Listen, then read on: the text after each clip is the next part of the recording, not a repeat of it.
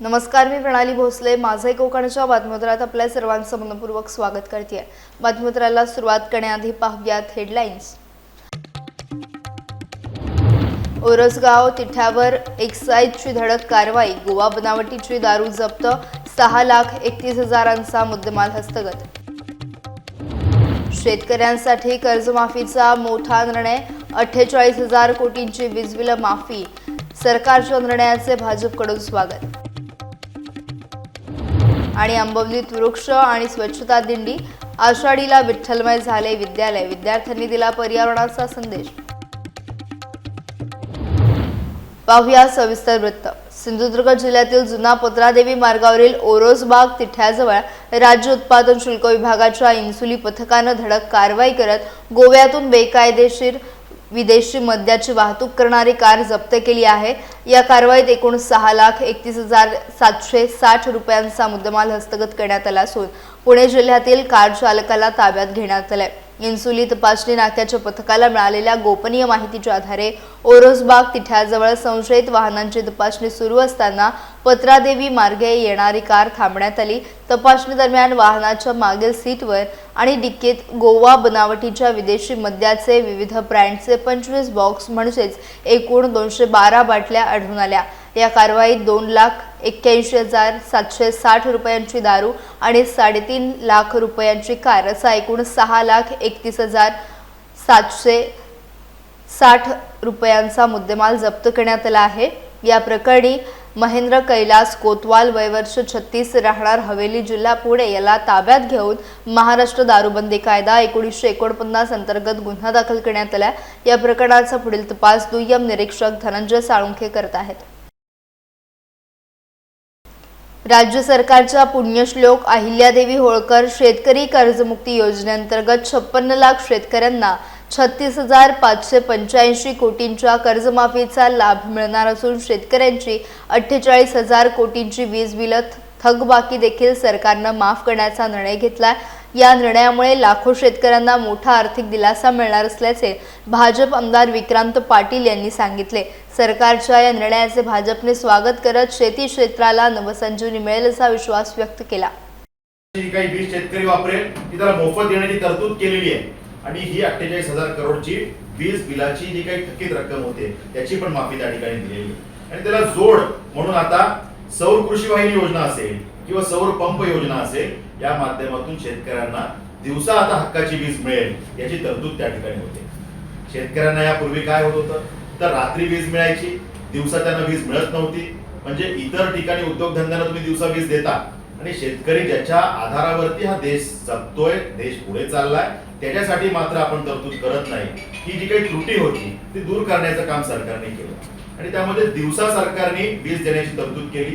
पूर्वी आपण बघितलं की मागच्या अनेक सरकारच्या कालावधीमध्ये खरं तर शेतकऱ्यांना वीज राहिली बाजूला, पण लोड शेडिंगचा जो काही परिणाम होता आणि त्यातनं त्रासलेली जनता होती हा काळ सुद्धा महाराष्ट्राने बघितलेला आहे. आणि आता शेतकऱ्यांना जेव्हा वीज देण्याची वेळ आली तेव्हा त्यांना जर का आपण फक्त रात्री वीज देणार असू तर त्यामध्ये त्यांना अनेक समस्यांना तोंड द्यावं लागत होतं, त्यामध्ये अनेक अपघात होत होते, त्या ठिकाणी अपघातांचं प्रमाण वाढलं होतं आणि मग शेतकऱ्यांना त्या रात्रीच्या विजेचा काहीच उपयोग होत नव्हता. त्यामुळे दिवसा वीज देण्यासाठी सौर विषयावरती आधारित या योजना सरकारने आणल्या आणि त्याचा लाभ अनेक नागरिकांना त्या ठिकाणी होतो. शेतकऱ्यांना त्या ठिकाणी फक्त आम्ही कर्जमाफी देऊ एवढ्यावर सरकारने न थांबता त्या ठिकाणी सरकारने या शेतकऱ्यांना सक्षम करण्यासाठी काही अद्ययावत माध्यमातून जोडलं पाहिजे हा प्रयत्न सुद्धा केलेला. सिंधुदुर्ग जिल्ह्यातील आंबोली येथे ग्रामपंचायत आंबोली आणि स्वच्छता मिशन सिंधुदुर्ग यांच्या संयुक्त विद्यमाने रविवारी स्वच्छता मोहिमेचे आयोजन करण्यात आले. या मोहिमेत सिंधुदुर्ग जिल्हाधिकारी तृप्ती धोडमिसे यांनी प्रत्यक्ष सहभागी होत स्वच्छतेचा संदेश दिला. आंबोली हे राज्यातील महत्त्वाचं पर्यटन स्थळ असून पर्यटन विकासासाठी स्वच्छता आणि जबाबदार पर्यटन ही काळाची गरज असल्याचं त्यांनी यावेळी सांगितलं. पर्यटकांसह स्थानिक नागरिकांनी स्वच्छतेबाबत जागरूक राहून पर्यटन स्थळांचे संवर्धन करण्यासाठी पुढाकार घ्यावा असे आवाहन देखील त्यांनी केले. आंबोली घाट मार्गावरील पूर्वीचा वस देवस्थान येथे जिल्हाधिकारी तृप्ती धोडमिसे यांच्या हस्ते श्रीफळ वाढवून स्वच्छता मोहिमेला औपचारिक सुरुवात करण्यात आली. त्यानंतर उपस्थितांनी परिसर स्वच्छ ठेवण्याचा संकल्प करत मोहिमेत सहभाग नोंदवला. ग्रामपंचायत आंबोली आणि स्वच्छता मिशन सिंधुदुर्ग यांच्या संयुक्त उपक्रमाचे स्थानिक नागरिकांनी स्वागत केले। स्वच्छ आणि सुंदर पर्यटन स्थळ निर्माण करण्यासाठी प्रशासन आणि नागरिकांनी एकत्रितपणे काम करण्याची आवश्यकता असल्याचा संदेश या मोहिमेतून देण्यात आला। स्वच्छतेच्या माध्यमातून पर्यावरण संरक्षण आणि जबाबदार पर्यटन संस्कृती रुजवण्याचा हा उपक्रम लक्षवेधी ठरला। स्वच्छतेच्या बाबतीत आपल्याला माहीतच आहे की खूप सारे स्वच्छता अभियान होतात किंवा स्पर्धा होतात, परंतु त्याचे प्रयत्न टिकणं कायम हे सगळ्यात महत्त्वाचं चॅलेंज आहे। आणि सिंधुदुर्ग जिल्हा आपण पर्यटन जिल्हा असल्यामुळे आपल्याकडे येणाऱ्या पर्यटकांची आवक आणि त्या अनुषंगाने पुढच्या ज्या नागरी जबाबदाऱ्या आपल्यावरती येतात त्यापैकी एक म्हणजे हा स्वच्छतेचा प्रश्न आहे।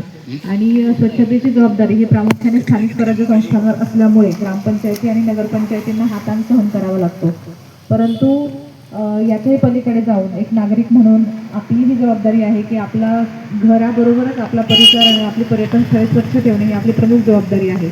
आज आपण इथे स्थानिक नागरिक स्थानिक अधिकारी म्हणून इथे सहभागी झालेलो आहोत, परंतु आपल्याकडे येणारे पर्यटक यांची पण ती जबाबदारी आहे आणि आपण ही जी स्वच्छतेची वारी करणार आहोत त्यातून नक्कीच तो संदेश जाईल। कारण जबाबदार पर्यटन हे फार महत्त्वाचं आहे, कारण आपण पर्यटन जिल्हा असल्यामुळे आपल्याकडे जवळपास आपल्या लोकसंख्येच्या दुप्पट ते तिप्पटीने पर्यटक येतात पूर्ण वर्षभरामध्ये।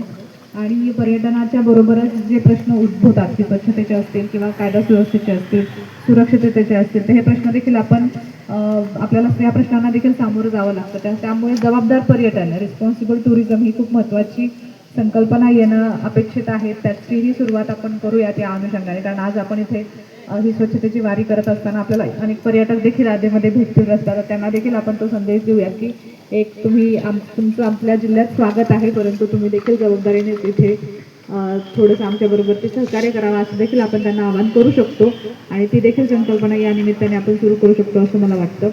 सिंधुदुर्ग जिल्ह्यातील कणकवली तालुक्यातील ओसरगाव टोलनाका येथे शिक्षण आणि युवकांच्या प्रश्नांवर सामाजिक कार्यकर्ते सोनम वांगचुक यांनी उभारलेल्या आंदोलनाला पाठिंबा दर्शवत श्रद्धांजली सभेचे आयोजन करण्यात आले। आंदोलनादरम्यान झालेल्या कथित लाठीचार्जच्या निषेधार्थ आयोजित या कार्यक्रमात ग्रामस्थ मोठ्या संख्येने सहभागी झाले। यावेळी लाठीचार्जमध्ये मृत्यू झालेल्यांचा दावा करण्यात आलेल्या अंकिता हिला तसेच आत्महत्या केलेल्या 22 विद्यार्थ्यांना भावपूर्ण श्रद्धांजली अर्पण करण्यात आली। उपस्थितांनी विद्यार्थ्यांच्या प्रश्नांबाबत देशभरातील युवकांनी दाखवलेल्या एकजुटीचे स्वागत करत युवा पिढीचे जाहीर अभिनंदन केले। शिक्षण व्यवस्थेतील विविध प्रश्नांवर शासनाने गांभीर्याने विचार करून योग्य निर्णय घ्यावेत अशी अपेक्षा देखील यावेळी व्यक्त करण्यात आली। या श्रद्धांजली सभेला बबली राणे, प्रमोद कावले, प्रदीप तळेकर, नितीन धुरी, पोलीस पाटील संजना आंगणे, रोटरी अध्यक्ष दीपक आळवे व त्यांचे कुटुंबीय तसेच ओसर गावातील ग्रामस्थ मोठ्या संख्येने उपस्थित होते। शांततापूर्ण वातावरणात पार पडलेल्या कार्यक्रमातून विद्यार्थ्यांच्या प्रश्नांप्रती संवेदनशील भूमिका घेण्याचे आवाहन करण्यात आलं। विद्यार्थ्यांसाठी देशासाठी शिक्षणाकरता जो लढा उभारला त्याकरिता त्यांना पाठिंबा देण्यासाठी तसंच जंतर मंतरवर जे काय पूर्ण भारत देशातील तरुणाई एकत्र युवा पिढी एकत्र झाली आणि जो काय शिक्षणाच्या विरोधात सिस्टमच्या विरोधात जो काय आवाज उठवला त्याच्यावर जे लाठी हल्ला झाला, लाठीचार्ज झाला, निष्पाप निरागसांनी तरुण मुलामुलींवर जे काय लाठी हल्ला झाला त्याचा एक निषेध व्यक्त करण्यासाठी, त्याचप्रमाणे या ठिकाणी 22 विद्यार्थ्यांनी आत्महत्या केली व एक मुलीचा लाठी हल्ल्यात दुर्दैवी मृत्यू झाला अंकिता, त्यांना श्रद्धांजली वाहण्यासाठी। तसाच देशभरातल्या उद्रेकानंतर नैतिक जबाबदारी स्वीकारून भारतातल्या तरुण युवा पिढीच्या समोर सरकारला धर्मेंद्र प्रधान यांचा राजीनामा घेण्यास भाग पाडले। त्या तरुणाईचं आणि युवा पिढीचं अभिनंदन करण्यासाठी या ठिकाणी ओसरगाव बोर्डे आणि आमच्या कार्यक्रम जिल्ह्यात सध्या मनाई आदेश असला तरी एक आमची नैतिक जबाबदारी म्हणून देशभरात कुठे ना कुठे कार्यक्रम जंतर मंतरचा उद्रेक झाला। मग आम्हालाही वाटलं की आपल्या गावाच्या वतीने काहीतरी आपण निदान जरी मनाई आदेश असला आणि जरी धर्मेंद्र प्रधान यांचा राजीनामा जरी दिला असला तरी आपण एक नैतिक जबाबदारी माणुसकीच्या दृष्टिकोनातून त्या विद्यार्थ्यांना श्रद्धांजली वाहण्यासाठी या ठिकाणी 2 मिनिटं उभं राहायचं आहे। आषाढी एकादशी म्हणजे भक्ती, संस्कार आणि समाज प्रबोधनाचा उत्सव आणि याच परंपरेला पर्यावरण संवर्धन व स्वच्छतेची जोड देत आंबवली येथील न्यू इंग्लिश स्कूल आणि ज्युनियर कॉलेज ऑफ आर्ट्स कॉमर्समध्ये वृक्ष दिंडी आणि स्वच्छता दिंडी मोठ्या उत्साहात संपन्न झाली। पारंपरिक वेशभूषेतील विद्यार्थी-विद्यार्थिनींनी डोक्यावर तुळशी वृंदावन, पालखी, हातात टाळ मृदुंग आणि मुखातून घुमणारा माऊली माऊलीचा जयघोष यामुळे संपूर्ण आंबवली परिसर भक्तिमय वातावरणाने भारावून गेला। शाळेपासून निघालेली ही दिंडी विठ्ठल मंदिर आणि ग्रामदैवत श्री झोलाई नवलाई माता मंदिरापर्यंत काढण्यात आली। मंदिर परिसरात विद्यार्थ्यांनी भजन, कीर्तन, फुगड्या आणि तालबद्ध फेर सादर करून वारकरी परंपरेचा अनुभव जिवंत केला। सांस्कृतिक मंडळ आणि हरित सेना विभागाच्या संयुक्त विद्यमाने आयोजित या उपक्रमातून वृक्षवल्ली आम्हा सोयरी वनचरे हा संदेश देत पर्यावरण संवर्धन आणि स्वच्छता राखण्याचं महत्त्व अधोरेखित करण्यात आलं। यावेळी संस्थेचे सचिव संजय यादव गुरुजी, मुख्याध्यापिका ॲडव्होकेट यादव मॅडम, शिक्षक, शिक्षकेतर कर्मचारी आणि इयत्ता 6वी ते 12वीचे विद्यार्थी मोठ्या संख्येनं सहभागी झाले। कार्यक्रमाच्या शेवटी सहभागी विद्यार्थ्यांना प्रसादाचे वाटप करण्यात आले। भक्ती, संस्कार, पर्यावरण संरक्षण आणि सामाजिक जबाबदारी यांचा सुंदर संगम घडवणार हा उपक्रम उपस्थितांचे विशेष लक्ष वेधून गेला।